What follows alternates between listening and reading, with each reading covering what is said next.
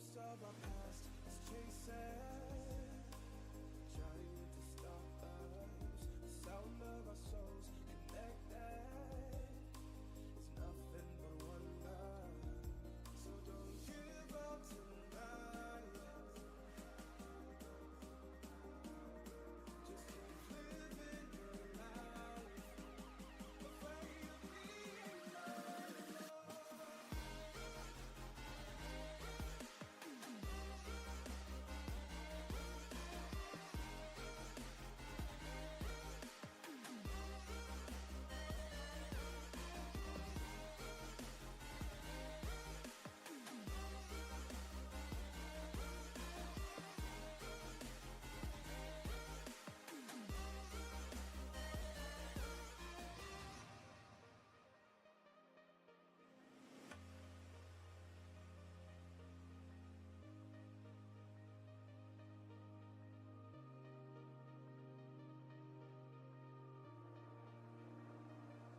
Rise like the sun and fall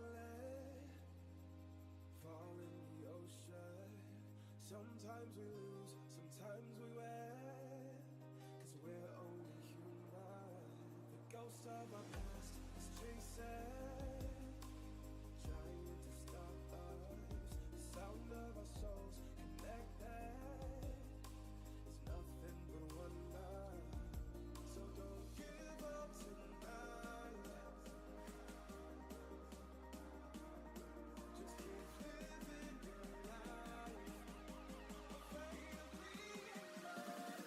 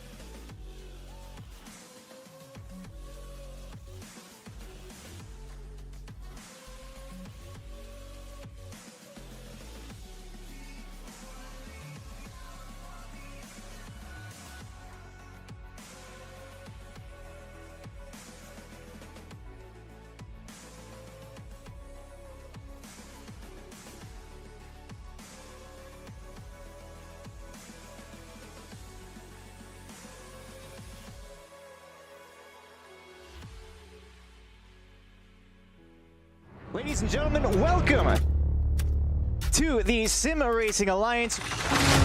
We are here with Season 10 and Round 1.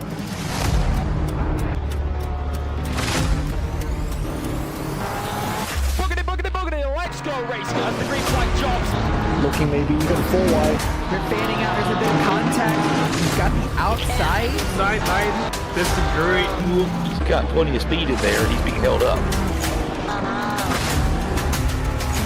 He's gonna have a better run.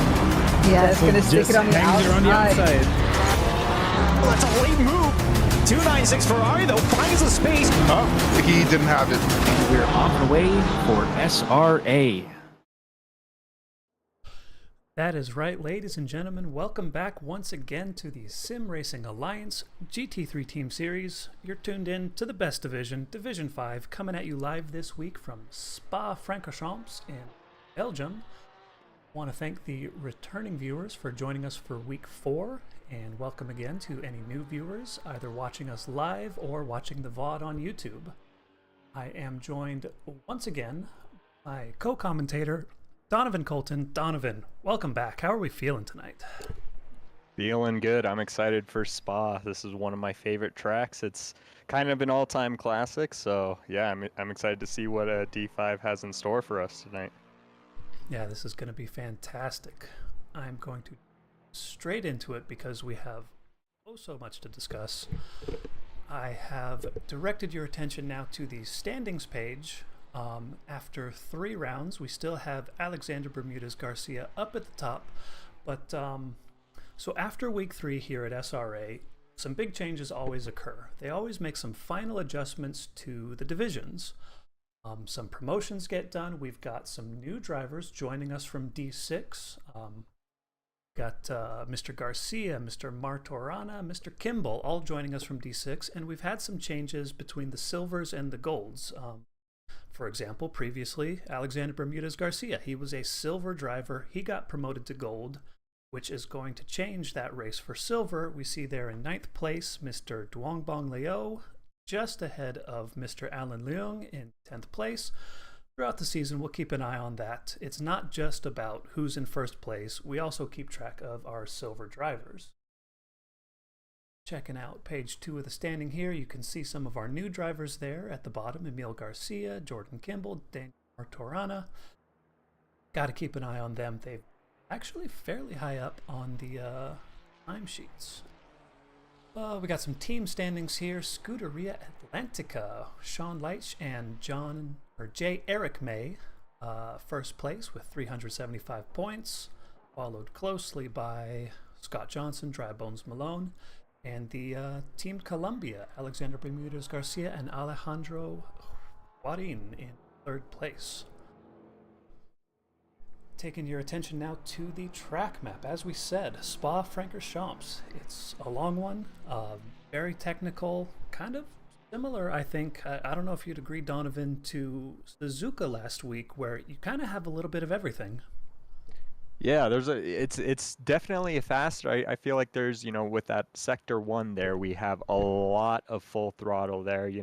During quali, we'll probably be seeing us flat out through Eau Rouge there, and yeah, that's just an awesome corner. I mean, this whole track is really quite a treat. But yeah, that sector 2 is a lot more, we'll say, downforce heavy. There's a lot more turns, a lot more braking zones, throughout that turner, where sector 1 and 3 definitely are very high speed. Yeah, it's a good point. It's kind of about finding the right balance, the right compromise between speed down the straight, so maybe you're not getting overtaken every time you go down there, but also having a little bit of pace through some of that slower, twistier stuff. Yeah, absolutely. There should be a good amount of passing. Spa always brings good races, especially, in GT3s. There's a lot of passing opportunities. So, and this is a night race, so that will add, a little layer of complexity for the drivers. Visibility is obviously compromised a little bit, but yeah, it should be interesting. Yeah, I mean, I don't want to jinx anything, but I pulled an interesting stat from last week's race at Suzuka. We had, as a division, 0 drive-through penalties awarded for track limits. These guys were keeping it super clean the whole race. I don't know how it's going to work out here if we're going to keep that streak alive, but yeah, I was super impressed when I saw that. I was too, and I was actually a little surprised, especially, you know, with that track. There were definitely drive-throughs in other divisions and in my division, but yeah, Spa is definitely a tricky one for track limits. It's a high chance for that being, you know, a possibility. I hope not, because that's always a bummer. But yeah, it should be interesting though. Yeah, definitely. So we are, I suppose, just waiting for the session to kick over to start qualifying. If we've got some drivers out on track that are holding things up, but typically we ask drivers, please don't go out during this time because it kind of just slows everything down. We've got 3 drivers out on track. It's okay. We're hanging out on stream. How are we doing in the chat? Let's. How many people are out there watching? Who are you here to watch? I see some love for T-Mart already. He's always a popular driver on stream. I'm also curious to see what he could do today, because he is fastest on the hot lap leaderboard with quite a spicy time there. So yeah, I'm you know, he's had some bad fortune the last couple races, so I'm, you know, wondering if this is going to be the one to turn things around for him. And he's got good pace, so. Yeah, no, you're right about that time. So for reference, in the time trial servers, he set a 2 minutes 17.830, which, I mean, I am only a little bit faster than. Yes, same here. That's pretty quick. So yeah, that's a good time out of a deep driver. Yeah. Got some love for Casey Rich here. Have to keep all those. Absolutely. AC Rich, that Aston Martin. Still don't have a livery for him. He's still a carbon black car. I promise I did my awesome sim racing sync right before this stream started. We unfortunately look like we still have some carbon fiber black cars. The Aston's a good looking car in carbon, so, you know. Oh yeah, no. It's pretty good around here too. I drove it here last season, and granted that was a rain race, but yeah, it should be a strong car. Green light, Oh, go, go, go. there we go. We have now clicked to the qualifying session. Bit of focus. So who's our silver focus for race and qualifying? Should we jump straight into the Coach Jeffrey's prediction, or do you have a favorite of your own?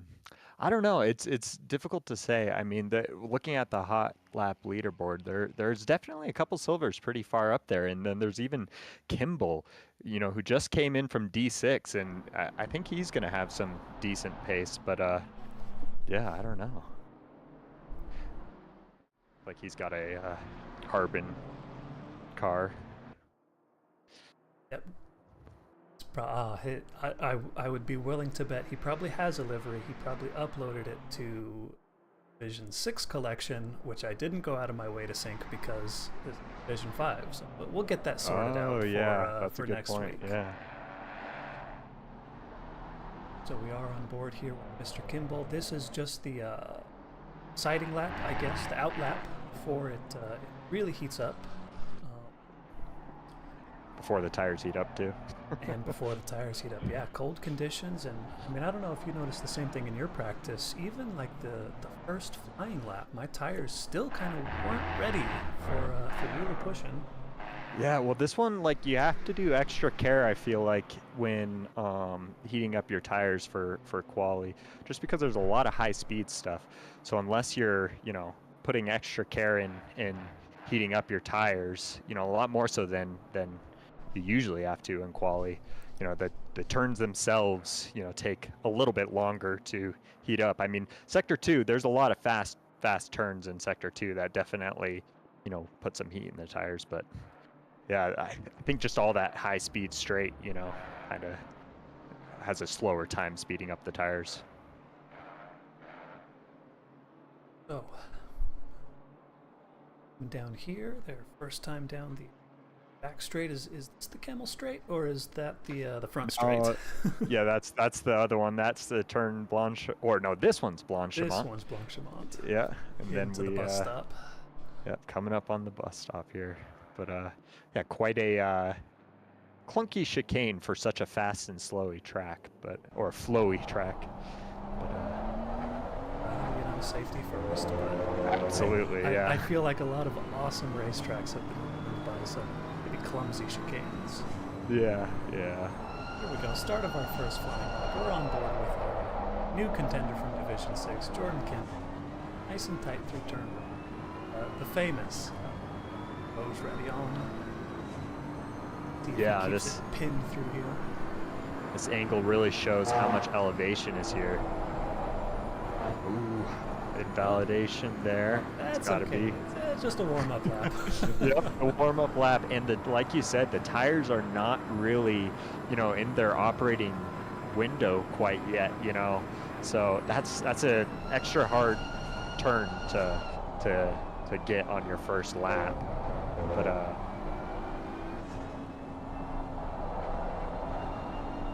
for the first time, a chance for some overtaking opportunities. I'm hoping for some good action on this track. Absolutely, yeah. This is a tough turn, and an understeery heavy car. It's got to be patient on the throttle to get a lot of pace out, especially to set up for that turn. No name there, especially with this, straight afterwards, we'll call it, and yeah, into poo on here. Another tricky one on understeering, if for the front engine cars at least. And but yeah, a lot of pace to find in this sector 2. I find that's the one where I find and lose the most pace. So. And patience really is the key for a lot of these turns. Super long. Wait, find that late apex and get on that long. Yeah, especially when the temperatures are cooler, because the tires will have a little bit less of a tolerance, so.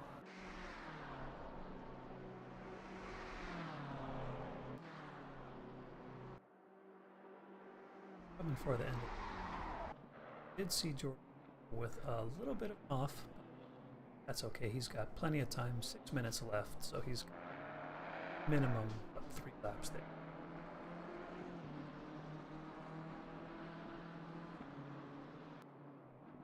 First person to set a time, Alex Stopa, you see there.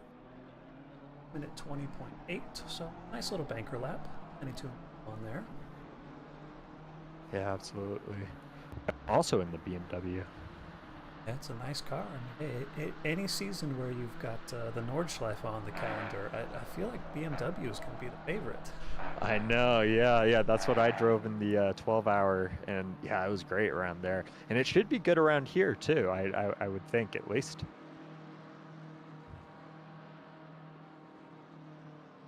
As the time's trickling in, Stopa, Rudder, Miller, I feel like we got some new names. Have we shown Alex Stopa on stream before? I feel like I gotta leave it on because this is a good looking car, and I don't remember focusing on him recently. I don't remember either. I'm absolutely terrible though, so I could have missed it. But yeah, I mean, looking at the standings, let's see. Man, I'm terrible at reading, so. Uh-oh. Yeah, I mean, I think I remember seeing him in the race at Suzuka, Okay. but I could be wrong.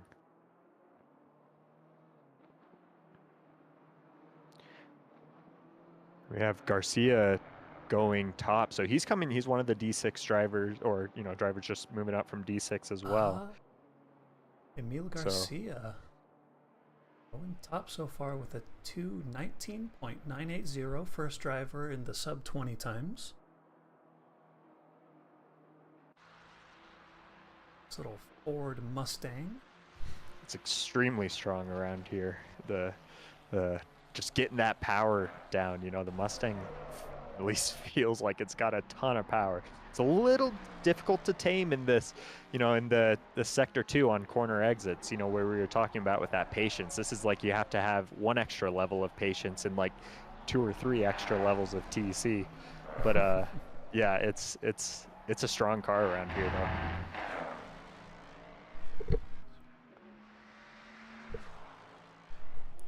Nice shout out to my boss on. We got times on screen. Look at that. Yeah.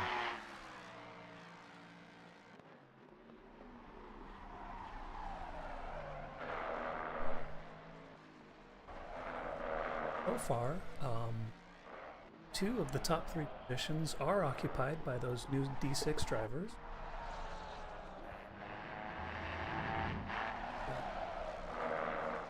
Yeah, it kind of shows, you know, they have some serious pace, and so definitely, you know, it's good to see them in a, you know, maybe some place that they'll get some good competition here. So we did mention it last week. We like to do our tie-ins with our Coach Jeffrey's Academy. Coach Jeffrey's pick for silver for this week. This car here, Mr. Alan Leung, who livery I just downloaded right before the stream started, and man, that's a good looking Aston Martin. Yeah, it sure is. Yeah, and I like I said, I like the Aston. Oh, it looked like we had a little off from a car there. A little bit of traffic, didn't look like it held him up too much. Nope, I don't think so. So yeah, we'll see where this puts him here. Corner last turn right across the line. Goes up to P8. With 20.9, so that was, it took him that long. That was his first valid lap. He'll have 1 more chance at it with 11 minutes and 30 seconds left in qualifying. Yeah, and during a time like that, you know, I learned from experience here, you know, you could invalidate, and because it's such a long track, you know, typically will get 1 less try than you usually get at other tracks too. So you start to get a little bit, you know, stressed, and where you're like, okay, I just need a clean lap. Don't really, you know, it just needs to be a clean lap. Oh, and then we also see Kimball there, the first driver into the 18s with an 18.8 there. Beautiful time, Mr. Kimball. Take a minute to look over here at Alejandro Juarin. So this is the teammate of the, so far, the #1 driver, Alexander Bermudez Garcia, who so far has been struggling, but looking at the leaderboards, I'm actually expecting some good things out of this guy for this race. He's super agile around this track, and sitting in 5th place, hoping to improve. He will have time after he crosses the line. 1 more qualifying lap. I'll tell you, looking at the deltas, this one is not going to be it. 220.3, so he's got some work to do. Currently sitting in 5th place, but yeah, looking to see some good things out of him. Yeah, he goes really tight there on turn 1 there, that hairpin, and yeah, ideally it's just flat out all through here. You know, sometimes easier said than done, of course, but it sounded like he was flat there. But yeah, that leads up to, you know, it's such a long straight, so it's important that you get a lot of pace there through Eau Rouge, you know, just with how long the straight is here. Heavy braking zone here. See, so we got Leung finishing what will be his final qualifying lap. He is well up on his delta. See how far it can promote him up to P8. P8. The 220.3. A Kimball. This will be his final quali lap. Looks like he's not going to be improving.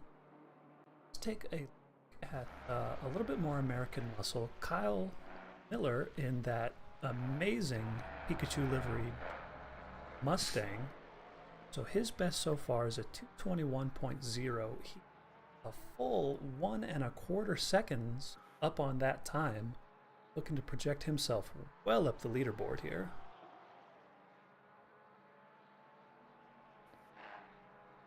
Taking that nice wide. Oh, just taking a quick look here. Soupy Rice coming across the line, getting himself up to P8.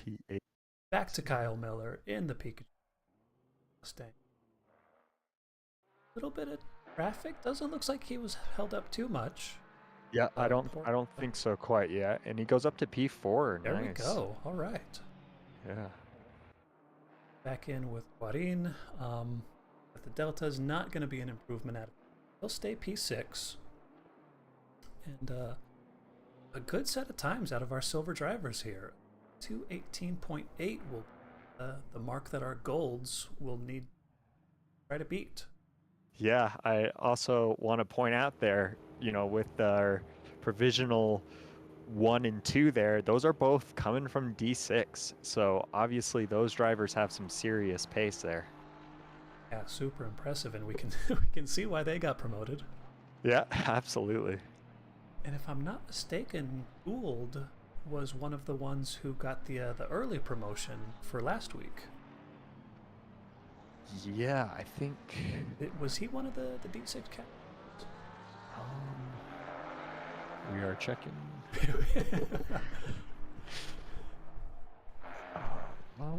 Can these tires make it to yes, the end? Question. Yes. So Gould and Shepard both. Yeah, and they already,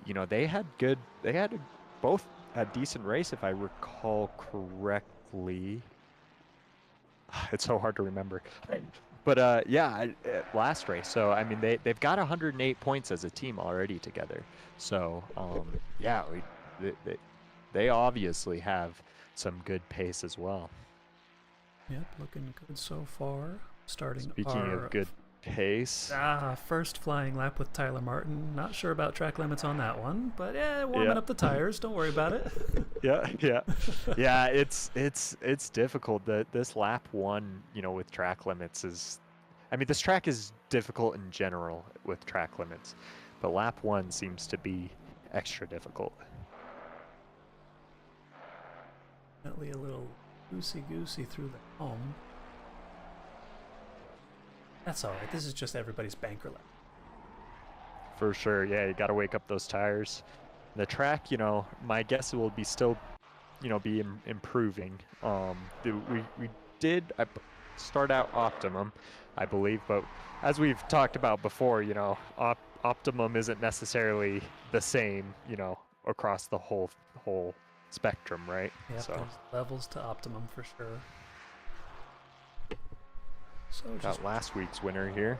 Last week's winner and the Coach Jeffrey's prediction for gold winners, J.E. May. Rocking that amazing Tron liveried Ferrari with a little bit of metallic there. I like the paint job. Yeah, there's a lot of great looking liveries, and this one is certainly not, not an exception. So it is definitely great looking livery. I really like that metallic. That's great. So at C drivers starting to cross the line, we've got Scott Johnson, on his first flyer, set himself a 2:20.1 and already up into 8th place. Expecting some really good things out of him. Fantastic time. Shane Transu, the teammate of Mr. T-Mart, representing the Latifi Racing School. That always makes me laugh. Yeah, that's great. With another 2:20.1 and first turn alone, 2/10 up on his lap 1 time. Awesome, yeah, and these guys could use, a good showing. I feel like they've had just some terrible fortune the last couple races, and but they have pace, so yeah, I'd love to see them, have a good quali and a good race. And then of course we see Bermudez Garcia there going P1 on the first lap. Instantly into P1 with a 2:18.670 on his banker. Oh, take it easy, my friend. Yeah, that's a great banker. Wow. And I'm pretty sure that's only a couple tenths off of what he's got in the, Yeah, so my guess is we're gonna see some good times from him. Down board for Mr. Ben Roberts. The ODBA, only dad bods allowed. Porsche. I like the color. I saw the Pizza Hut sponsorship on the back. Loving that. Yeah.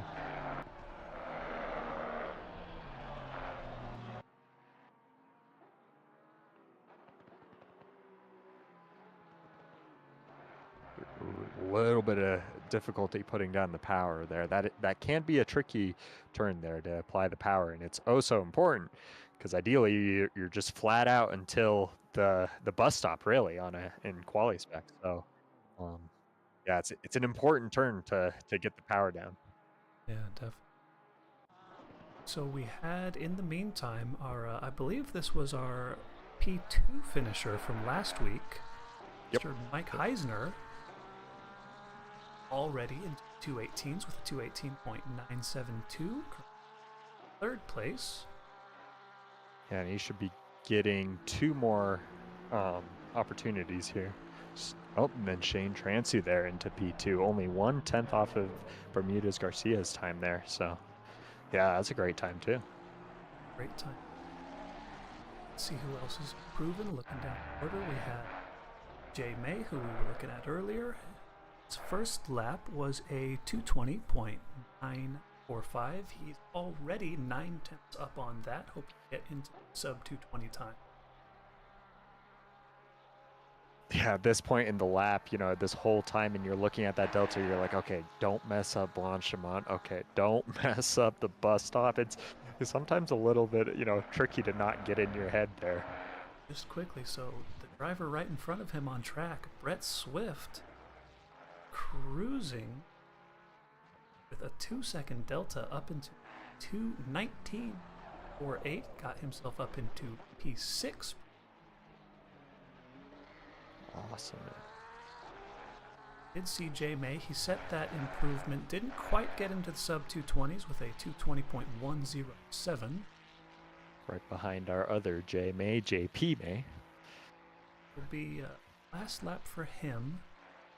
Up the board, Eisner, 4th place, is on improvement. Bermudez Garcia looking to see where he is on track. So a minute left in the session, and I don't think he's going to be able to get all the way back around. And looking at the deltas, this lap is kind of already a wash for him. He's a second down on his PB and kind of just cruising. So not going to see an improvement out of ABG on them. Yeah, that's... Yeah, I wonder if just Eau Rouge just went bad and just thought, I'll just cruise the ending here. As Mr. Eisner Mike there. Heisner taking provisional pole with a 218.610, beating Bermudez Garcia by 6/100ths of a second. Yeah, close times there. So, see Shane Transu, 20 seconds left on the board. This lap he's on. Same thing, it's nowhere near, but he will get one more shot at it as he crosses the line with 13 seconds to spare. We'll see what he can do with this opportunity. Brett Swift, 7th place, so he's on a little bit of improvement. He's got 3/10 on his delta on that. Jay May, I'm seeing, he's up. I believe he has invalidated this lap and won't be improving on 2-minute 20.107, which is a darn shame because he's going to have some trouble in traffic. He's starting in P14. It is, yeah, and this is a track where overtakes can happen for sure. It's definitely one that you want to stick with because anything could happen. Small improvement from Brett Swift there, getting himself up from 6th to 7th. Yeah, so Jay May there, he was on a good lap, but unfortunately a little bit wide at some point. Someone we have not yet talked about, Mr. Divam Galindo, who was super fast last week, but had some unfortunate issues with his least favorite turn on the track, 130R. currently sitting in P5 with 3.5 tenths up on his delta. Would potentially, I don't want to give him any commentator curses, potentially get him up near or around pole position.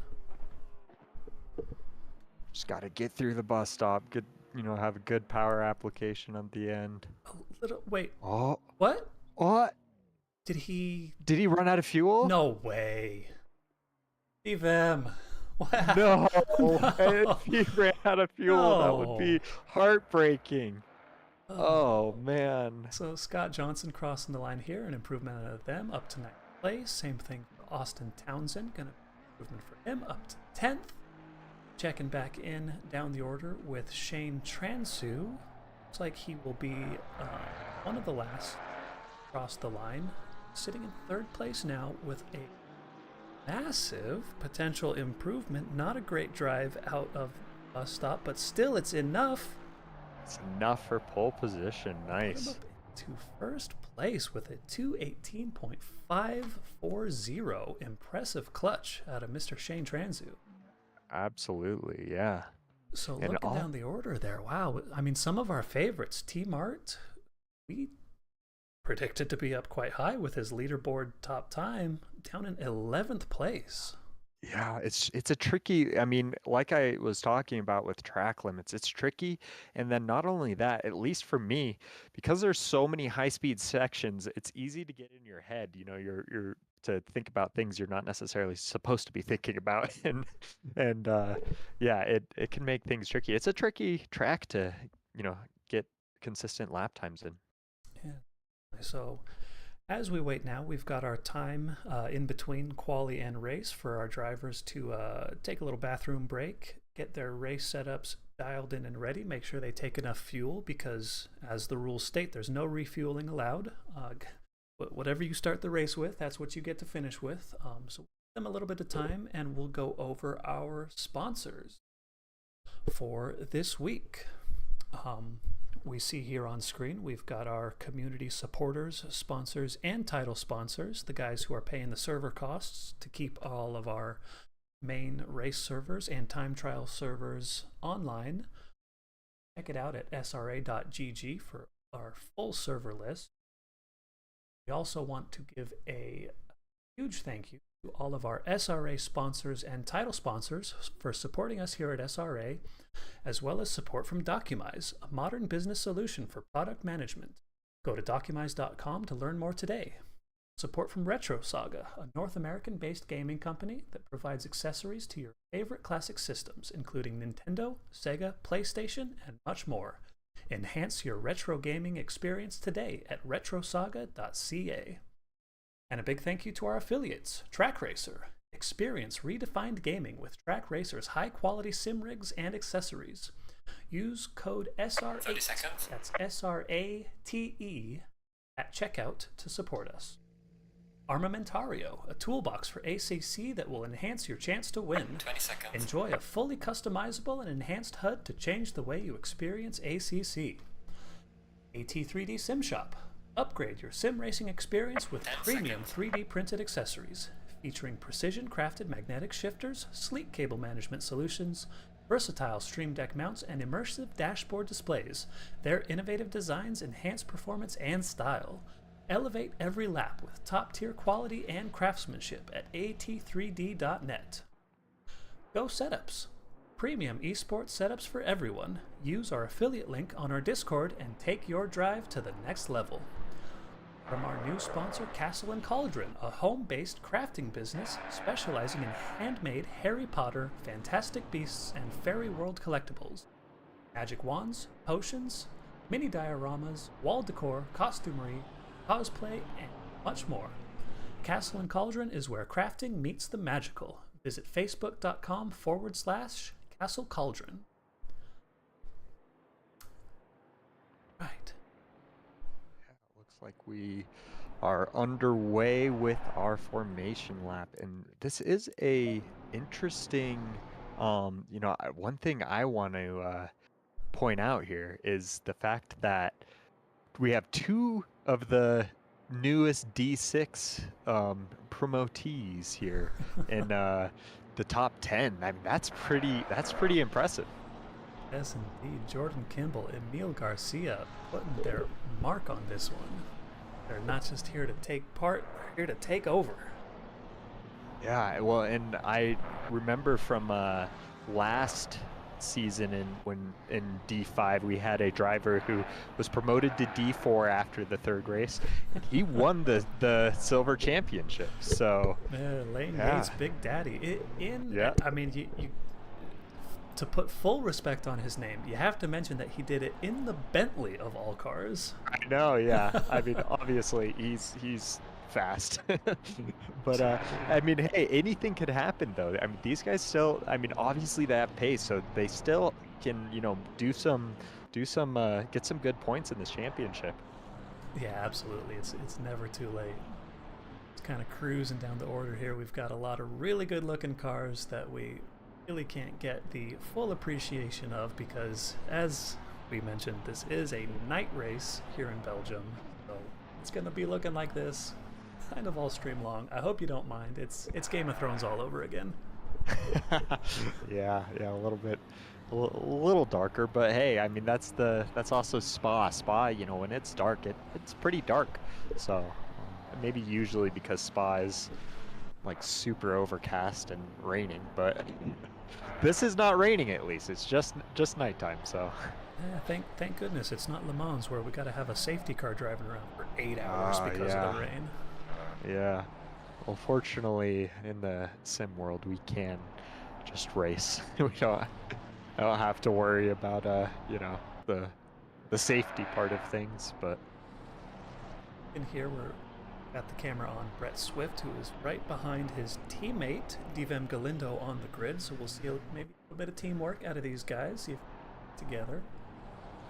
Yeah, that'd be great. We join me, Garcia, Scott Johnson, and Top Gun Racing Ferrari. Beautiful livery, can't really see it, that's okay. Townsend in the Hey Macarena. Yeah.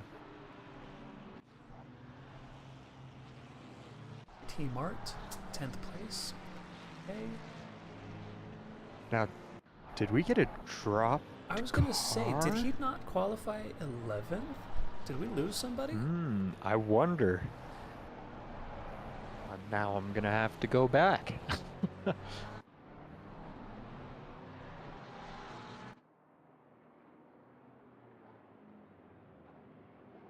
Somebody will have to. Gould in P8. Another one of our D6 drivers. That's right. Yeah. And maybe he's disconnected and teleported to the pit lane. What? It's not possible. Sure what's up with that. It's also possible if you just forget to hit drive. I have been victim of that in the past, where, you know, you gotta remember to hit drive there. So crossing the start-finish line right now. This track we do things a little bit differently. Thankfully, the game lets us get around the source here, because doing that lap one in race conditions would be a bit of a nightmare.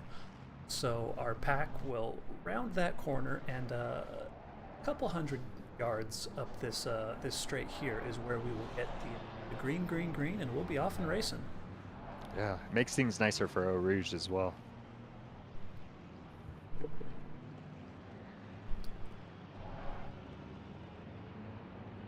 Definitely to keep an eye on Mr. Gould there, hanging out in the pit lane. See if he can get to start. And we're green, and Shane Transu immediately with a drive-through. Oh, was that's position? Heartbreaking. From pole position? Oh no, Shane, why? Oh man, their fortune during the races is just so difficult. It looks like we got a run there for Bermudez Garcia. Yeah, look. See, did we make it through Eau Rouge? It looks like there might have been some. Pretty nice and tidy from the pack. We've got some good driving this season out of D5. Yeah. So looking back up ahead with our former race leading Ferrari from the that's from the Latifi. Such a shame. And when it rains, it pours for these guys. What happened? Yeah, that's such a bummer. and it didn't look like he was super far out of position, but I mean, I wouldn't have guessed that he would be out of position, but yeah, man, what a bummer. Here, window, keep some tidy P5, pulling almost up alongside. Notice Kimball, who had to he go was defensive in the Yeah. piff path. Well, through on Puon there, he was a bit wide, which there's no grip out there. So you have to be, I mean, if you're on that inside, you could get such a better run there. But he's able to go defensive and keep the position for now. Yes, see there, left, falling down the order. It's Gilchrist, who started the race, but pit lane. Keeping an eye on Gould, so he was able to click drive, so he, despite qualifying 8th, has joined the race now in 8 or 39, so we'll have to keep an eye on his progress.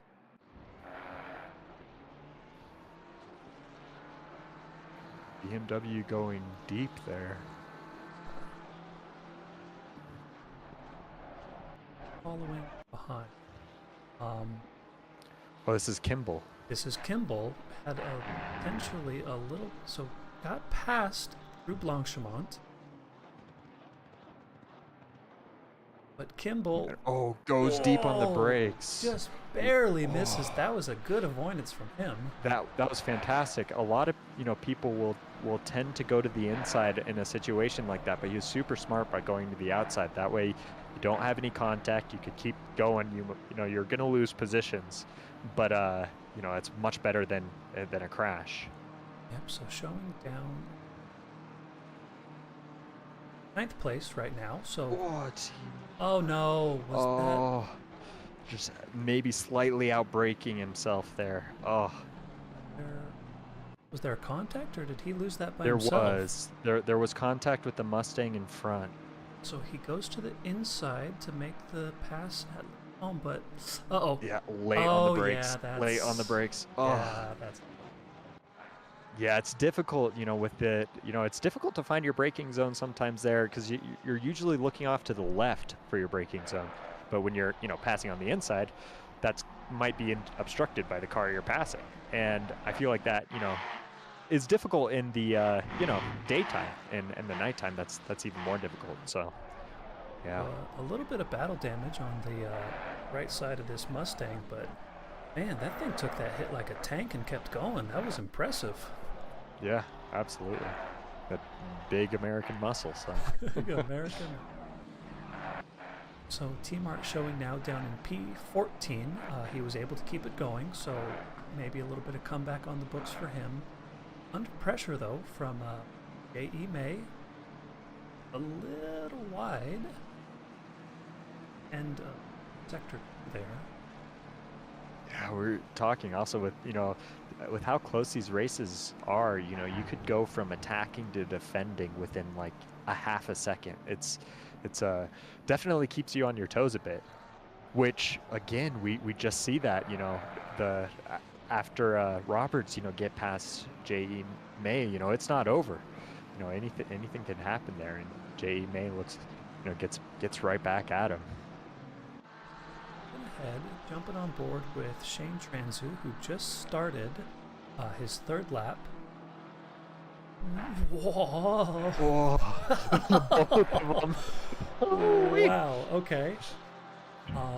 But so what I was going to say before he almost hit the wall on the left side of Radion there. So I believe the game gives you 3 laps to clear a drive-through.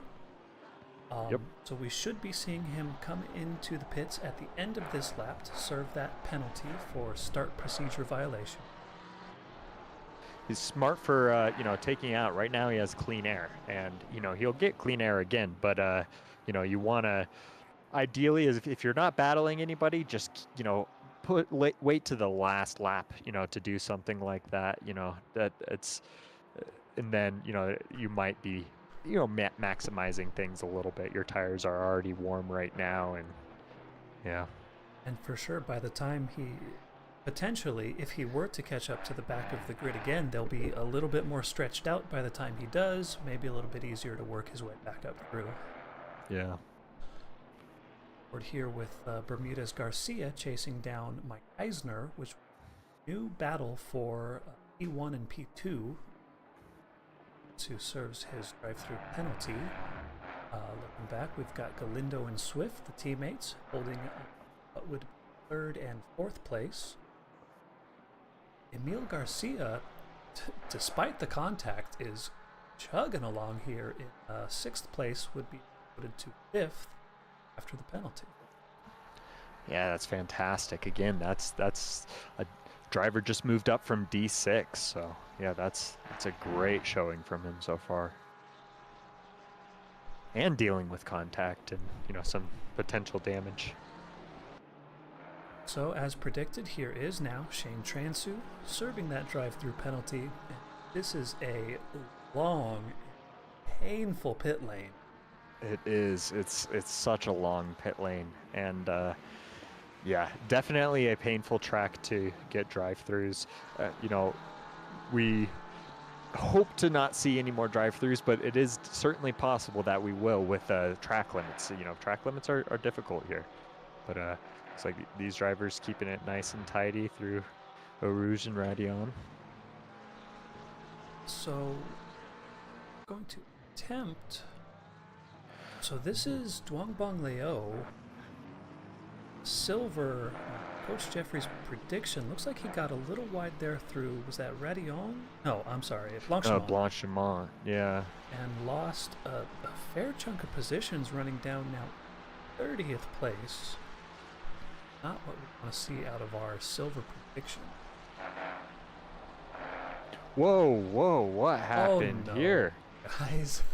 Oh, wow. That's not... I'm not entirely sure what driver that was.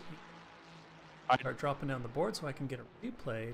But I saw it might have been Transu. He would have been coming out of the pits. No, yeah, that wasn't him. That was just him coming out of the pits. Okay. No, that was just him coming out of the pits. I thought I saw scared. a yellow and blue Ferrari, but Oh, it was. It was Oh, Timar. it It was was. his teammate.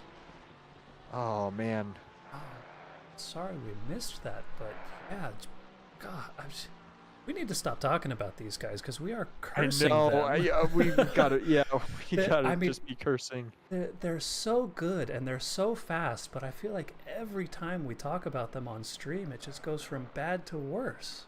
Yeah, it's tough. So Transu, our pole sitter, currently hanging out down 32nd. His teammate, number one driver on the practice leaderboard, 28th. Just... We've got lights, what looks like flickering. So there's some. Well, I think that was the car with the flickering lights, if I recall correctly. So yeah, it so might be dealing with some heavy damage here. Yeah, that was Rice, a little damaged. I don't believe there was any contact, just a tough turn there. That's no name. And just, God. I think that's the end of Piff Path there, right towards the end of Sector 2. Okay. Yes. Yeah, it's tricky driving around, because especially when you get that damage on Eau Rouge too. That's a long ways to go around with damage. So looking ahead to the battle, this is Ducharme in place, right behind Mr. Alex Stopa, running behind in that W, facing Pikachu Mustang, Kyle Miller, Porter at the front, Mike Eisner still in the lead, being chased by Mr. Bermudez Garcia. At least he's got a little bit more company. I know we talked about how last race his drive was pretty lonely. It was, yeah, but this one, I mean, it might be making up for it. It's a battle for the lead right now. He's got it. He's just got to make sure, you know, he keeps it together and keeps Bermudez Garcia behind him. MW lighting up the track. race control showing the gap is 0.6 seconds. It looks like in-game, the gaps only get updated every time the driver crosses a sector.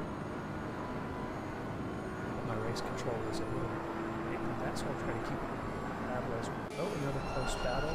Rutherham down in 20, AC McLaren. Yeah, that McLaren. I mean, both of these cars seem like. I mean, the McLaren's pretty strong around the spot. But yeah. Is there a track where that car's not very strong? Yeah. Well, it's funny because I don't drive. You know, I don't drive it, but I always complain about it. But yeah, it looks like Rutherham here with a pretty good run, but not much you could do here until the bus stop. Just got to make sure you nail Blanchimont here, not to get distracted by the car in front. Charlotte not going defensive at all, and Rutherham sending it on the inside. Yep, he's just like, I'll take it. Thank you very much. Goes for the dive. And beautiful. Wait. He goes into the pits. And Mr. Brad Charland says maybe this is a good opportunity to get a new set of tires. That's interesting. It's an early pit stop, a very early pit stop. 47 minutes left in the race. He's dealing with any damage maybe, because that's a pretty, you know, those tires are not going to be super happy by the end of the race. But looks like maybe he could have some damage up front. I don't know. It's hard to tell in the dark. Oh, there was a flicker of the light. So interesting to note, so both of the drivers in the pit right now, Mr. Anthony Lombardo and Brad Charland, teammates on the Visual Sim Sport team. Maybe this is just a strategy that they've worked out. They're going to go for that big undercut, get some fresh tires, some clean air, and they can do. That is interesting. I mean, this track can be very strong with the undercut, so joining the lead group now, we have Divim Galindo back up to with 4/10 here of Mr. Mike Heisner. Oh, and Bermudez Garcia got past him then. Yeah, so we must have missed a little bit of action up front where Heisner, who a full second back from Anthony Bermudez Garcia, and under pressure from P3 right now. Yeah. We were so distracted by the pit strategy that we missed a little bit of lead battle. Down here into the final bus stop chicane. Thought better of a send. I mean, it is quite a big send there. Oh, Eisner having a little bit of trouble there, though. Yeah. Yeah, heavy on that inside curb. For sure. Yeah, that'll bring him down to P3 there. Got within the course of a lap, loses spots to Garcia. So. Yeah, and Garcia there with a pretty healthy gap now, you know, over a second. So, you know, he's just hoping to basically run away with this and have a boring rest of the race. Just faintly there in the background, the side of a McLaren leaving the pits, so right behind that lead group. Will be blue flagged at this point. That does kind of compromise your race. You know, you think you're going to get a good undercut, but you come out in traffic and you lose a little bit of that. Well, that's the danger of an undercut too. Is you know, you have no idea, or at least it's difficult to say, you know, what the traffic is going to be like when you come out of the pits. You don't want to get into traffic because then you're not going to be able to take advantage of your new tires quite as well. So, but this is a really long second stint, so maybe you don't want to push too much on your tires. Maybe you just want some, you know, clean laps. Yeah, conserve the tires a little bit, let the fuel load come down, and push once everybody kind of pits and gets out of your way. Yep. Looks like we got some flashing. Who is he flashing? I'm not entirely sure. The driver ahead of him is not super close. Oh, no, this is. It is a blue flag though. That's the blue. So that's one of our Visual Sim Sport McLarens. Yeah, it might be, maybe not quite. You know, I mean, I'm assuming that's within a second, but it's not. quite close enough to be impeding quite yet. Well, I mean, so SRA rules, if you're blue flagged, you have to give up the position, but you have a full lap to do it. And if at any point in time you get outside of that 1 second gap where blue flags are being shown, it essentially resets that 1 lap timer, and you're allowed to just keep on driving. That probably won't be the case yet. Yep. Kyle Miller was making a little bit too much progress anyway to yield the position. For sure, and you know, that's you want to just let off, you know, on the straight there, yeah, brake, you know, maybe a bit early, you know, totally offline, just to not impede the driver behind. But at the same time, you're also, you know, like we were saying, that they're running an undercut strategy, you know, wanting to not lose too much time, but you also do have to follow the rules, you know, and let by the leading driver. So Yep. that's tricky. It's a bit of a strategy on where you do it. Yeah, you definitely will get a penalty if you heed those blue flags. Ask me how I know. For sure. I've been there, done that. So we did have, just for a quick second, we had Divem Galindo here up in P2, who had set the best lap of the race with a 2:19.557, closing the gap to Bermudez Garcia up in first place. That time, though, I hate to do it to him, but I'm going to mention him on stream again.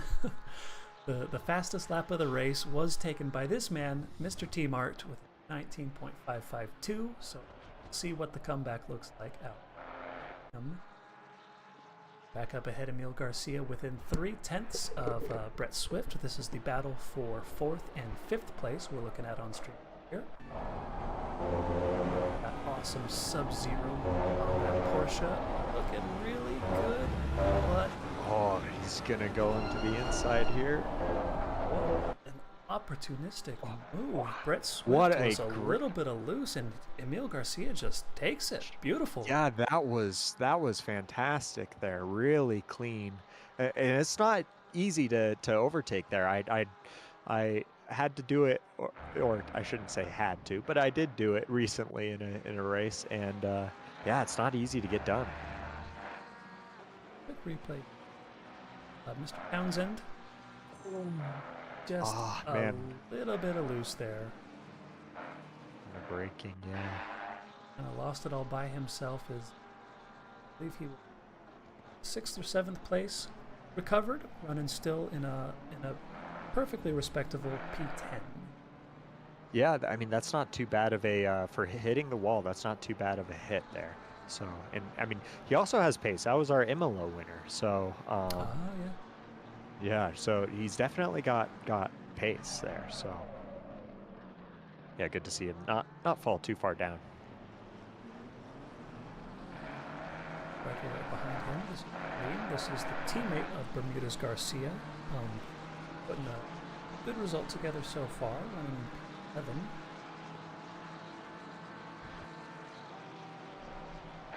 Nice.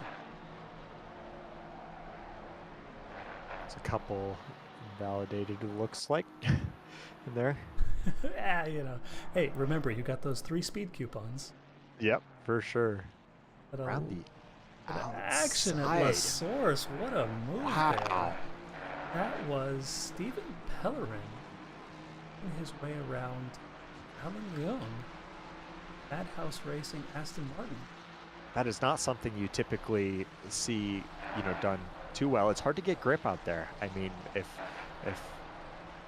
obviously he found some grip there, and yeah, was able to get that move done. But yeah, that's a great pass.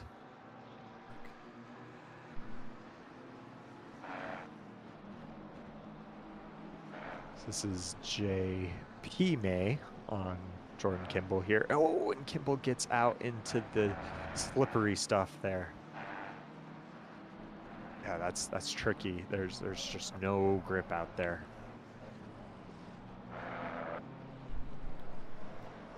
So that is in front of him.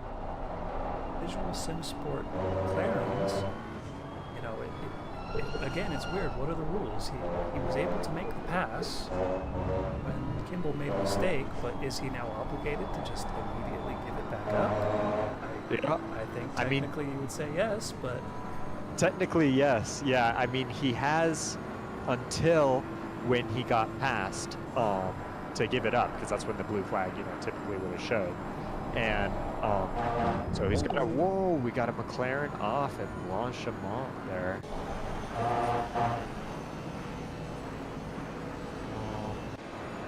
Is that Ducharme or Townsend? Good it was call. Townsend. That was Townsend. Try to catch what happened to him.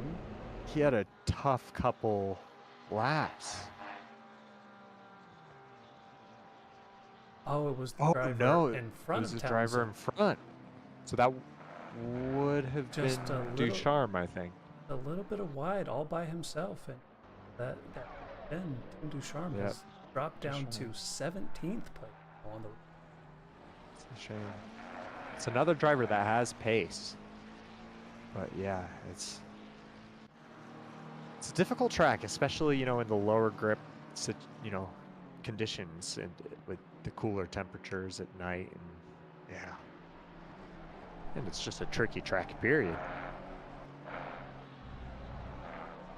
Screen here with JP May following behind J.E. May and Guari. I'm so glad they're in different cars. For 9th, 10th, and 11th place, all kind of within a second and a half of each other here on track. Yeah, really close here. And it looks like Kimball got past the Visual Sim Sports McLaren there. Yep. So, yeah, he giving up that position, I'm assuming probably on the Kimball straight. And then Jordan goes wide again. That is such a tricky spot to do it, but that's the second lap in a row there. And, yeah, the Visual Esports driver's just, he's kind of... it's always difficult when you're blue flagged in a situation like this. You've got your new tires, but you can't race this driver. You don't want to slow yourself. You are technically allowed to unlap yourself if the driver goes off. But if you are within a second and you're blue flagged, you have to just give it up again. So you just kind of have to be patient and wait for the pit stop essentially.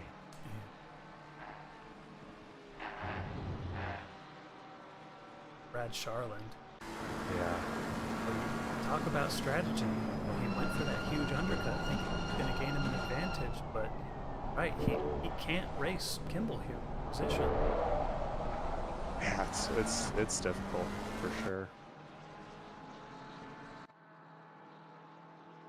So while we were talking about the battle for 9th, 10th, and 11th, another pass for you. We've got a lead change. So Davim Galindo set another fastest lap of the race with a 2:19.417. Got himself up ahead of Alexander Bermudez Garcia, still running a clean P1 and P2. Mike Heisner still hanging out in 3rd place, but in 4 seconds behind 2nd place. Well, in the battling, I think he's gotten up some grounds, because I remember seeing that going up to well over 5 seconds at one point. So maybe the battling between Bermudez Garcia and Galindo there kind of bring it back a little bit. Garcia place with 7-second gap. The other Sub-Zero Porsche 5th place, maybe hoping to work his back up towards hunting down Stang in P4. Scott Johnson 6. Lots of pitting going on. A.E.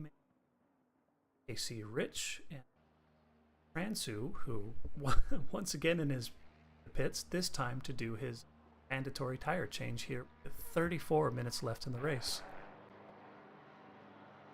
Traffic. Ooh. These are blue flags. This ahead is blue of flag no. traffic. Oh. Okay, that's So this was the battle for the lead. Galindo and Garcia, that unfortunately just ran into a little bit of Yeah, blue flag traffic. It's difficult because it looked like we had two battles going on there, and it's like when you're the leader in a situation like that, you're really just not wanting them, to get in the way. But sometimes you have to be a little extra patient. It's difficult because you got two different races going on, essentially, and yeah, difficult. It's a real shame, and you feel like the battle for P1 and P2 should take precedence, but at the same time, just because the guy is blue flag doesn't mean that you're allowed to punt him out of your way. Yeah. If you have to lose a little ground, it's better than, taking damage and, risking any penalties. And yeah. So, kind of tight here. 33 minutes remaining. Still lots to play for here. Absolutely, yeah.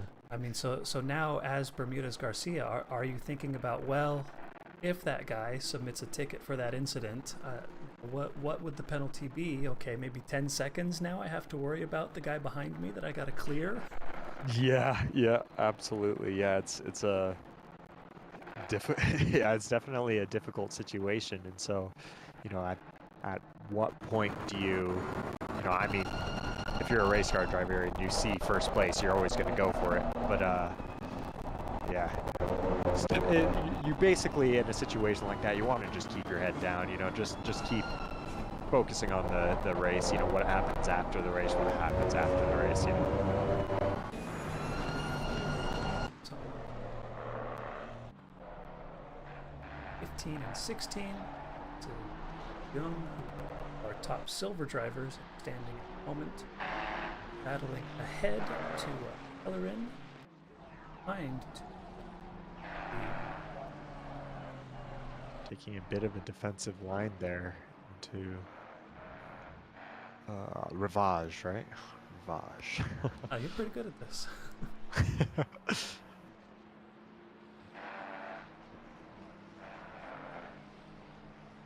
Haven't talked about, I believe, at all today, Mr. Mert Merson driving well up in P9.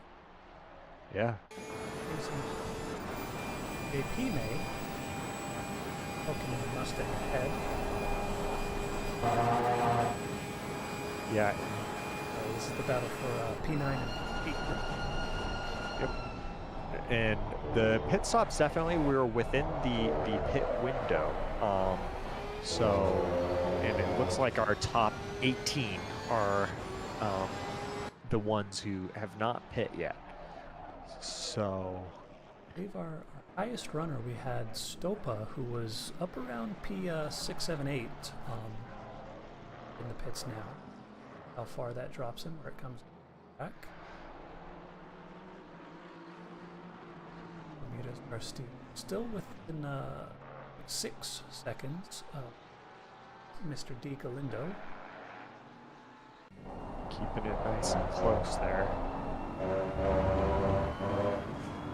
If I were Heisner at this situation, I would probably consider pitting. It's getting, we're pretty far into the pit window. And then, maybe on the flip side, you think, if I've got clear air, I've got clear air. But I think you're, at this point, it would be helpful to have, get some new tires on and hopefully catch back up to this battle coming up here, especially as they're dealing with blue flags.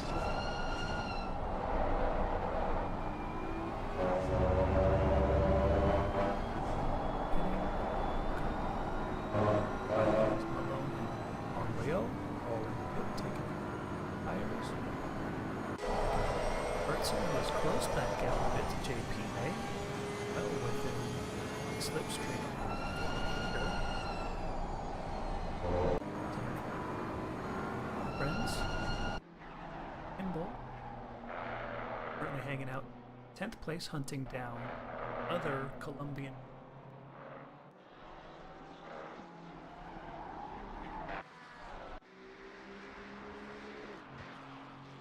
One of our top silver drivers. 13th place, chasing Pellerin head in Ferrari. And as you called it, we've got the strategy master on the mic, ladies and gentlemen. calling Mr. Mike Eisner shucks. coming in for some fresh tires, and seeing if he can make a bit of. But hang on. Lights totally flickering. Is that going to be a RTG there? This was our second place driver, Mr. Bermudez Garcia. A little too much inside curb. Yeah, too much inside curb and then trying to hold it. Oh, he what is a fully shame. stopped. Is he going to return to garage? Oh no. Yep. There it is. Oh no. What you a hate to see shame. it. Yeah. So this is a huge shakeup, not just for this race, but also for the season. This was our top driver overall, who potentially might not get any points, depending on if he takes the time to take the repairs and gets back out on track, or if he just decides that that's it for his race. Yeah. Yeah, that's tough because he's still going to have to make a mandatory pit stop, if I'm not mistaken, right? Does a return to garage If you fulfill the mandatory pit stop? put new tires on and repair damage, does that count for your one mandatory set of tires? That's a great question. I don't actually know that off the top of my head. So looking now up to the top, now completely free and clear. P1, Ivem Galindo on track right now. The closest competition is Gil Garcia, 2, but of course that's not considering pit stops. We'll have to see after where he comes out in relation to Mike Eisner, who is the top of all the drivers who've pit. He's up in 10th place, the furthest ahead. So he's at this point perhaps the only person who would be able to make an impact on Galindo's race. And it looks like he's got a relatively free track in front of him, so it's looking like that. That time to pit was not a bad time. Definitely picked a great window, plenty of time to safely get his tires up to temperature and put in some strong laps.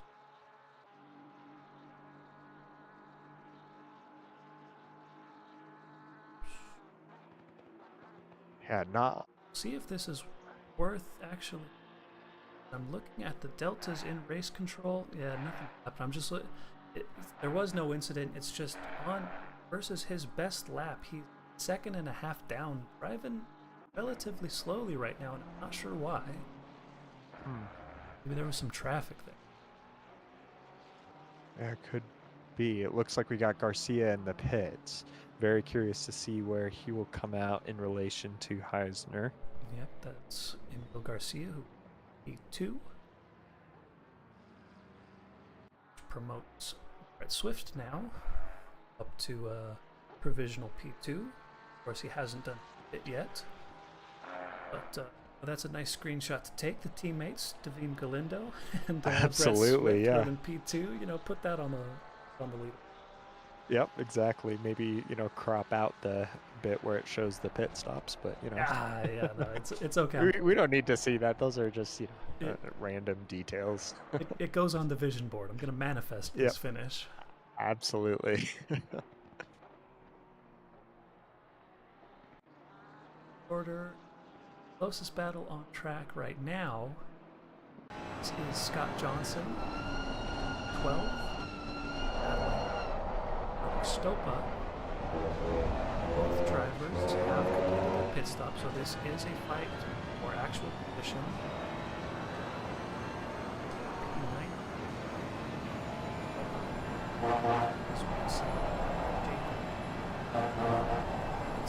As is our race leader, Lindo. So this is the truth. Let's at Mr. Mike Eisner just and now come what's after the hairpin Rivage. after the calm Rivage. Okay, and then so I mean, it's such a long pit stop, and I don't know off the top of my head how long a pit stop takes. Is that Porsche running without lights? Surely just a visual bug. That's because if surely just, yeah, Kunos Kunos if he did things. have his lights off, then he would probably get disqualified from the race. Yeah, I'm pretty sure. I think it takes 3 laps of running without your lights, according to ACC. I don't know why you would want to run without lights at Spa in the dark, because this track is not. I mean, you can kind of see it's not well illuminated. It's pretty dark, so and there's a lot of fast corners that are tricky to see even with your lights on. So yeah, I don't think it's not the optimal strategy, but Yeah, well illuminated, and you're not driving the Batmobile. You can't escape from the cops doing that. yeah, exactly. Boxed tire. Heisner coming into the final bus stop chicane. Get moving. I'm a little worried Still here. Going. Oh, yeah. Coming up to the hairpin here. And back down Now on the he gets ground. going. He's got his tires on. It's difficult to get up, or it takes a while to get up to speed because it's such a long straight after the pit stop too. And so we might see maybe a little battle into. He's made it up. He's pretty on far. The straight. He's pretty far. So the gap showing on race Eisner's here. control showing 2 seconds, and he's got a huge overspeed because you're not that fast coming out of the pit lane. Well, but it's not quite enough. Oh, so close. Oh, wow. It was close. So great time for Eisner there to come into the pits. Definitely made up some ground there. Huge amounts of time. Was the gap 5 seconds before the It was pits? almost 6. I think it was 5.8 if I remember correctly, but that might be wrong. But yeah. And it's down now to less than 1.5. So great strategy there from Mike Heisner. Yeah, definitely made up some ground.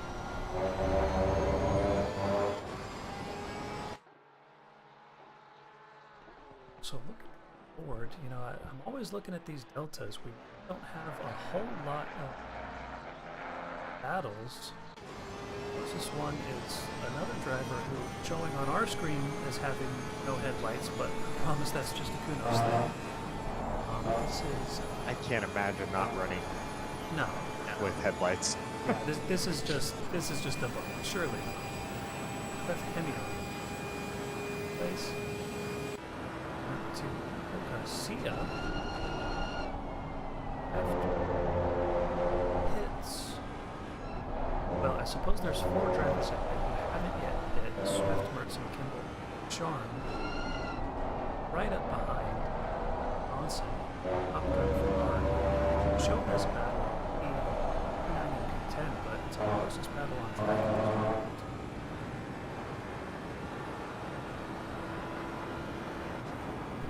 Looks like he gets good speed there out of running on this back straight. It's just difficult to do anything until the bus stop. So you have to like time your overspeed, and it's tricky. It's way easier said than done for sure. Didn't have it well timed. He'll still have a chance after on Main Straight.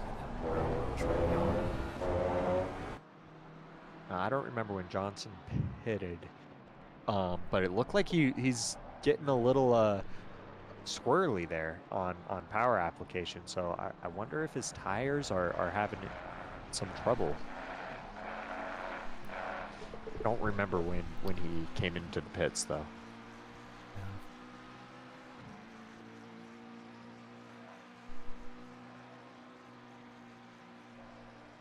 Charm showing 3. Haven't yet completed pit stop. Last of the drive. It yet. 20 minutes left on the clock. They're going for a huge overcut, I guess. Yeah, I wonder. I mean, if you're taking care of your tires, and as we say that, Brett Swift comes into the pits, it looks like. But yeah, I mean, maybe if you're taking care of your tires, it could be a good strategy. We got really low temperatures here, and that maybe could possibly help. But at the same time, it has more opportunity for sliding, which obviously does not help your tire wear. Just so Jordan can stop coming.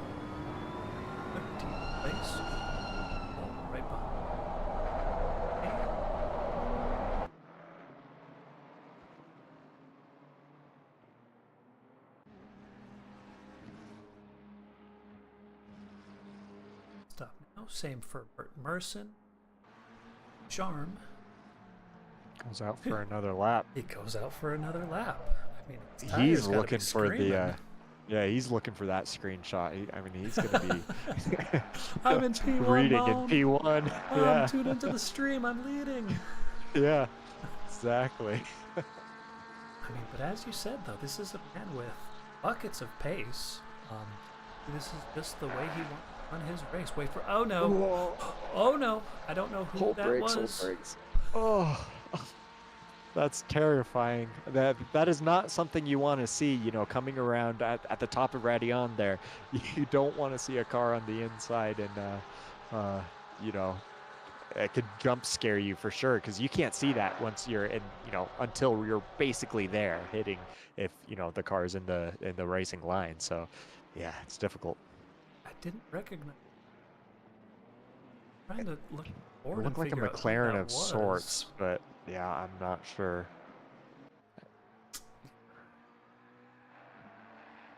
Oh. So, team, when it rains, it pours. No, no. Oh, give these guys a break. Oh. They need to switch something up. They need to either change their livery or change their team names. But yeah. Oh my goodness. Another drive-through for the Latifi Racing School team. This time for T. Martin. It must have been for track limits and.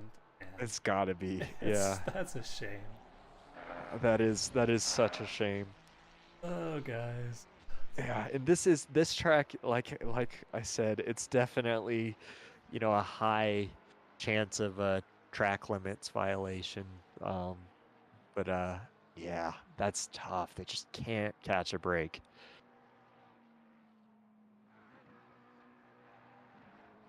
So, Tim Ducharme here. Last bit of 18th lap race, 17 minutes. Gotta be clock. coming in for nope. And Still, he's it not. goes for another lap. You're soaking up the moment, Seeing your name with a 1 next to it is a good feeling. I remember, when that happened. I actually genuinely remember when that happened in my first SRA race when I was not actually leading, but it's a good feeling. Now you look at the lap time, so it showed on screen there for a second. His last lap was a 2-minute 22.815, as compared to Yvem Galindo leading the race. Essentially, his last lap was a 19.015. So yeah. Tim Ducharme, by staying out on those worn tires, losing up to over 3 laps per second. Not coming in fresh set of rubber at this point. Or yeah. I mean the plus side is, maybe he's just really confident that he's not going to be coming out in traffic, or that he's just able to get some really solid pace, which he does have pace, and there's going to be a lot less fuel on board when you put the new rubber on, and so maybe he's just really confident in his pace on what he could do after he puts new tires on.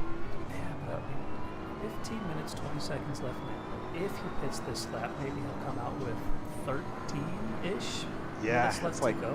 Is his strategy just to try to take the fastest lap of the race and steal a point that way?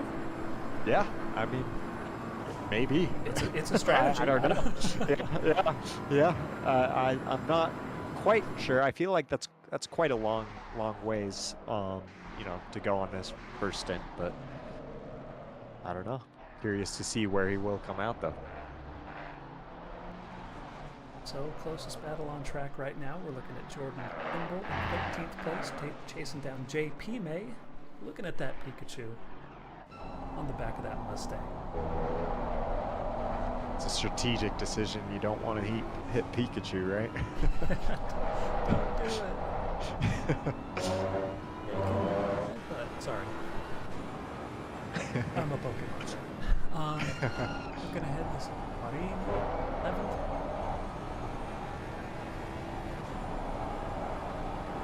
Unfortunately, Garcia had to repair that damage. He is back out on track. So this is our championship leader, Bermudez Garcia.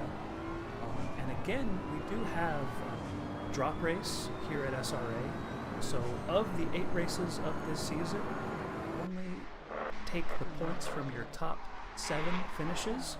So, you know, this isn't a great result, but hey, drop race. No big deal. Don't worry about it, Garcia. Well, and props to him for keeping in the race. You know, I that's always, I think, a you know, personally, I'm one of the guys, you know, I like to always run, you know, no matter what happens. Oh, we got another drive-through, huh? Drive-through. That was one of our early pitters, Brad Charland, Visual Sim Sport McLaren, running afoul of the track limits, and surely this is going to be the end of his race. Yeah, that's it's such a bummer to get a drive-through, especially here. And we got Ducharme in the pits. Very curious here to see, and he looks like pretty far forward in the pit lane too. So yeah, curious to see where he will be coming out here. 12 minutes left in the race, so see if he really does get that fastest lap there. That fastest lap point. So Galindo out in front has extended his lead. I believe when Heisner came, or when Galindo came out of the pits, it was about 1.5 seconds. It's up to 2.5 now. So Heisner again with only race. Looking now forward from the hood of Alex Stopa, running in 4th place. Looking to A. Miller, other Pikachu Mustang, 3rd place. So great to see those guys on the podium.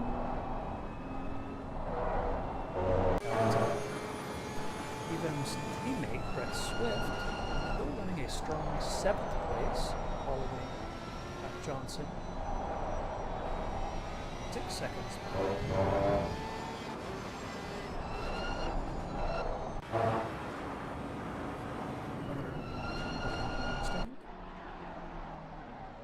Closing to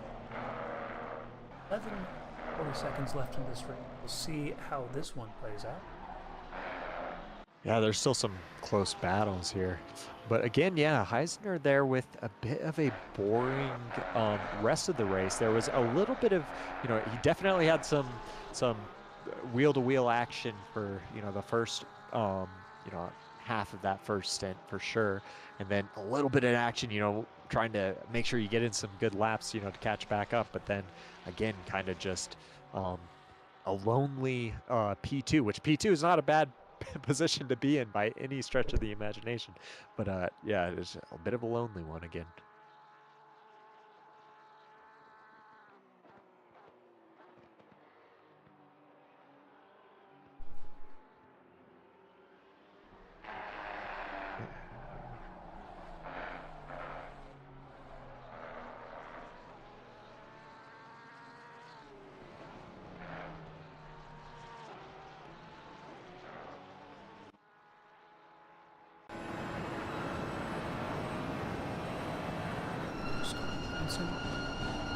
Chasing Swift here. 10 minutes left. Race 20 laps complete. See a little bit of action here. Wimble and May trade.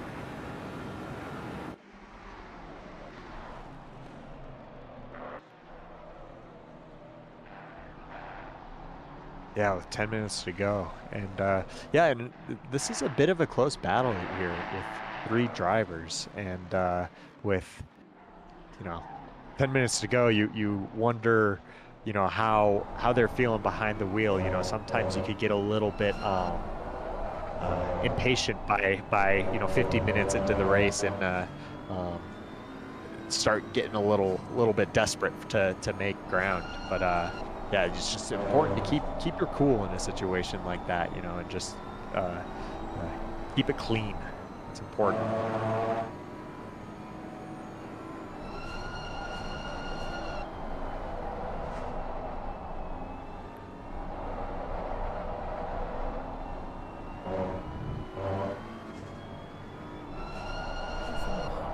This is from wing of also Kimball. Chainway has been dropped a bit. 4 seconds gap between Kimball. 12th to. Yeah, it looked like that was through Puon, I think. They're a little bit. I mean, the Mustang is tricky, and especially as maybe the tires are wearing out a little bit. Looks like we got a yellow at Radion there. Oh, and a return to garage. I don't know who that was. I don't see who's the pits. Was it Roberts? Was Yeah, Roberts. I think Off it at was. Radion and crushed his nose and straight turned to garage. What a shame at the towards the end of the race too. With less than 10 minutes to go, that's difficult.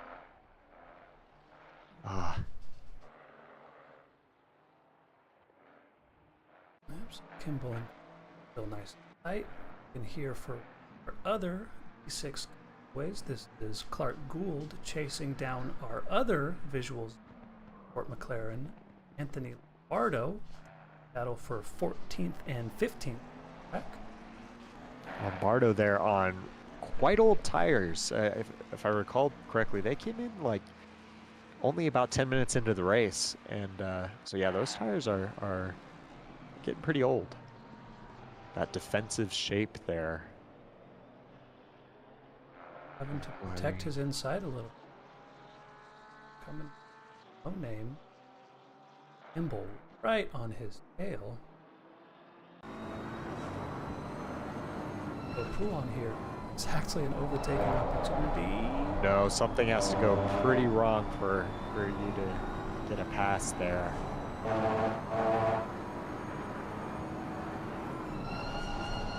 Ooh, late on the brakes from Kimball there. That was quite late. A heart attack, but yeah. probably the same for Guarin. If you see those headlights rapidly approaching in your mirrors, it might spook you a bit. Yeah. It's difficult, to sometimes it's like, oh wait, do I have to change my line here? Fortunately, What happened again? No. Heisner in the lead now.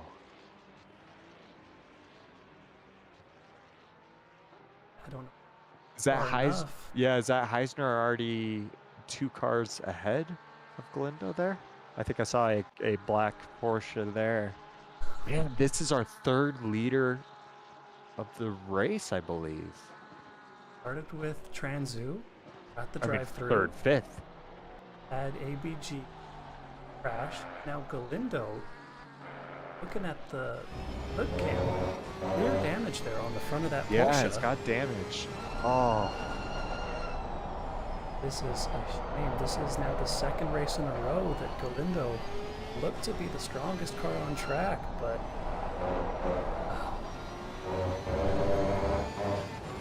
it's difficult. Yeah, and especially with, just, I mean, at this point, 5 minutes into the race, it's or left of the race. Yeah, that's tough for sure. I wonder what happened there. enough time left, and you got to figure there's a lot of aero down under that car, so a comeback surely wouldn't be betting on, but he's closed the gap. It was 2 seconds. It's got it down to 1.5. You could just see the front of that car is not happy. For sure. That doesn't provide a lot of confidence to, make a pass, and if your front end is, great, and also it makes it more difficult too, because I'm sure there's aero damage, and that'll be more draggy on the straights, and sector 1 and 2 are so high speed, or 1 and 3 rather, sorry, they're so high speed that that could be making it quite a bit more difficult there. The gap, but again, he's making gains. He has improved it. It's down to 1.2 seconds now over the start-finish line. Start 24th lap. Imagine with 4 minutes and 20 seconds left on the clock. AO probably have, I guess, just 2 more laps left of this race. is that enough time, I guess, to get anything done? Battle for P1. Yeah, it's tough, especially. But it sounded like he lifted there a little bit. He maybe wasn't confident that, or at the top of Radion there. So it looked like it could have possibly been invalidation there, and yeah, it's smart to lift off there. Just in case it was, an invalidation, and they're, because you don't want to drive through. We don't know, what. How many coupons he's used at this point, but if you're sitting on that third, and you don't have any coupons left, then you definitely want to. No, Devim! Ah! What a heartbreak there. Oh, coming out of No Name just loses it a bit.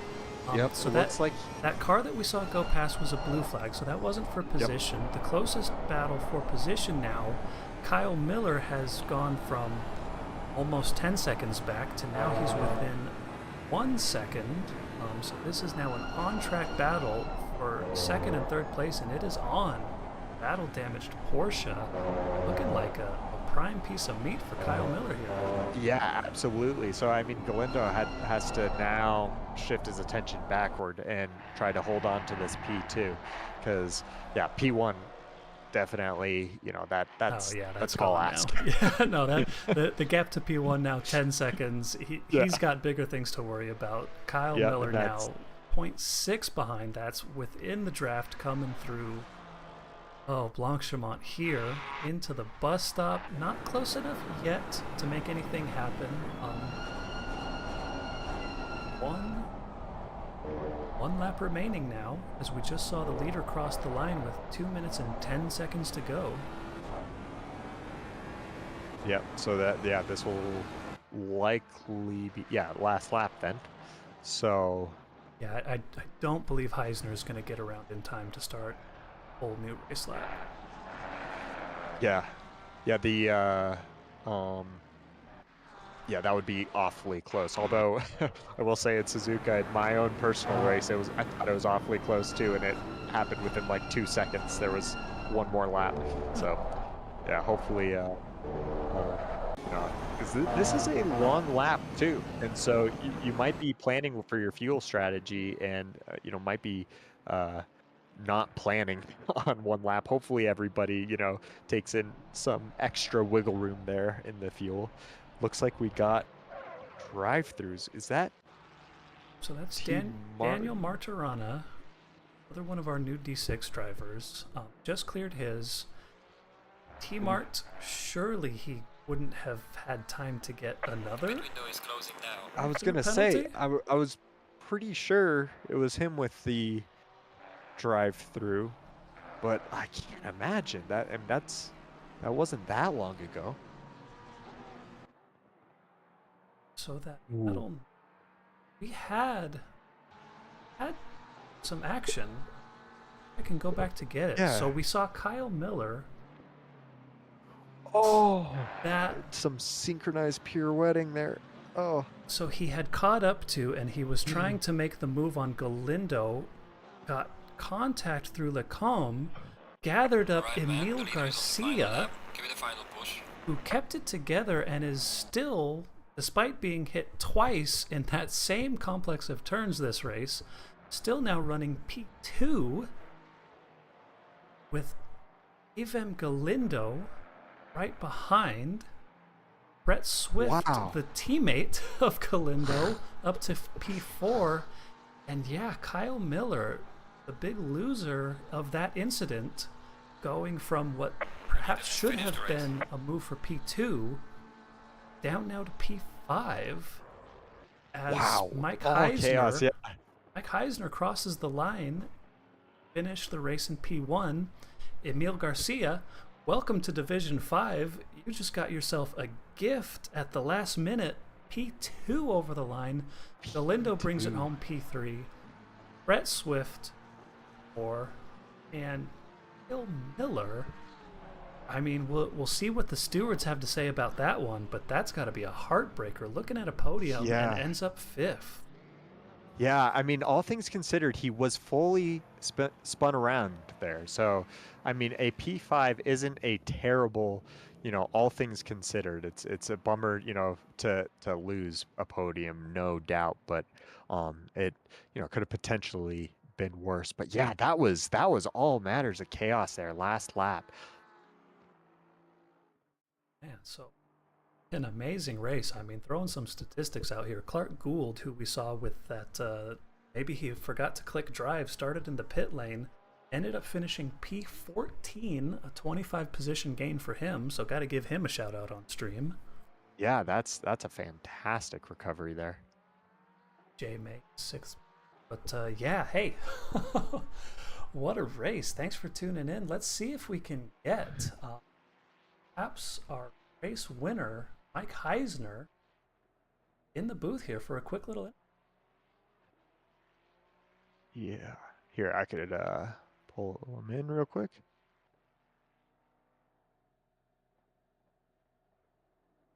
So Mike Heisner there with not so lonely of a race like last week, but hey, P2 last race, now P1 this race. You got to be feeling good. Oh, that feels great. That's my second SRA win, so I'm really happy. That was a fun race, and I had a lot of good fortune. Folks in front of me didn't have a lot of luck. But well, you had a good strategy in there. I think you came in at a really good time. You were able to make quite a bit of distance there on Galindo, and yeah, but you were able to keep it clean. So that's great there. Yeah, I had a rough patch in the first half of the race at the bus stop at the end, but other than that, it was a good race. Hey, yeah, no, really happy. Yeah, I'll do my own personal shoey tonight. Yeah. So what's the drink of choice then for that? So what's the drink of choice for that then? I'll probably have a vodka drink of some sort. Hey, there we go. There you go. Yeah. It is 11 now. There's no way I'm going to fall asleep in the next hour. So yeah, yeah, for sure, so absolutely. I will chill. That was a lot of fun. Yeah, yeah, it looked like an exciting race for sure. It was exciting for us on this side. But hey, well, huge congratulations there on your second win, your SRA win, and yeah, enjoy that P1. Thanks a lot. I really appreciate it, guys. Thanks for doing that. Yep. Have a good one. So Mike Heisner there for our P1 finisher. Sometimes it's better to be lucky than good, and you got to be in it to win it. And he definitely took full advantage with a great result. Like you said, P1 this week, P2 last week. He's looking great for the rest of the season. Absolutely, yeah, and in races like this where there's a lot of chaos, your competitors are. I mean, because there certainly was misfortune, for competitors, but you got to keep it clean yourself. Obviously a lot can go wrong, and so nothing is certain, and you got to be able to take advantage of any other driver's misfortune, we'll say. Have P2, Mr. Emil Garcia is available, or if we want to talk to him. I'd love to get his input on how he feels about his new home. Absolutely. Here, I'll get him in here. Emil Garcia, here you are in the commentators booth for D5. That was quite a race, quite a first showing here for D5. I mean, P2. How are you feeling? Yeah, I just wanted to get his input on how he feels about his new home. Absolutely. He's got his stream on. I can hear my own voice in the background. Yeah, that's great. Hey, what's up? Where am I? So you were getting the strategy calls from us during the race, I hear. That was quite show here for D5. Oh, you might have to mute that in the background. Yeah, I muted it, yeah. There we go. All right, so Division 6 for the first bit of the season. You're in your new home at Division 5 and already on the podium. How does that feel? Oh, dude, I'm not even gonna lie. I spent the better part of the last week complaining about the Jason and the other guys have heard me to a great extent, but dude, I'm not even. Oh man, this is like it's a lot, but it's first podium, dude. This feels fucking great. I love it. Yeah, absolutely. Well, hey, I mean, you had a great race there. We're able to keep things clean and even dealing with some contact and really keeping things together. So yeah, that was great. And yeah, but not anything could happen too. This is a strong start to D5 here, and so. I mean, there's obviously you've got quite a bit of pace here, and so yeah, I'm excited to see what you could do the rest of the season here. Yeah, I'm super stoked. I didn't think I was gonna have that good of a result. To be honest with you, when I qualified seventh, I was like, that seems a little high. But I just kept it between the lines, and I couldn't not do something good because my kids were watching me the whole time. Yeah, the that's 13-year-old was over my shoulder the whole time, like, you better not fuck up. Yeah, that's hilarious. Yeah, well, hey, I mean, you got support from the fam. That's great, and yeah, that was an exciting race. So yeah, like I said, I'm really excited to see what you have in store for us for the rest of the season. Yeah, man. Thanks, guys. I really appreciate it. I had a great time. Yeah. Thanks. Yeah. Well, yeah. Huge congrats on the P2, and yeah. Thank you. Until next week. Until next week. Later. So yeah, there are P2. Yeah, so he was pretty excited tuning into the stream for the strategy. I don't feel like I'd be able to do that. I feel like that'd be too difficult. Oh, that would be a huge distraction. I couldn't do that. Yeah, especially because it's delayed. I mean, that would mess with me. But hey, it got him P2. I mean, obviously, I don't know if that's what got him P2. I mean, it was probably his driving. Yeah, there we go. Yeah, yeah, but. So we got a couple of interviews. And heck, I'm happy with that one. That was a great race. Any closing thoughts, or are we getting out of here? I'm excited to see. I mean, we had some good performances from not only Silvers, but Garcia there, who are just moving up from D6, and so yeah, I'm excited. I mean, we get some close battles in the championship. I have a feeling by the end of the season. I mean, this is our fourth winner. So yeah, excited to see what's in store. Yeah, very good. All right. Well, hey, everybody who's tuning in live and everybody who's watching the VOD, thanks for hanging out with us. We'll be coming back next week, round 5, Donington. I'm super excited about. I guess we will see you all then.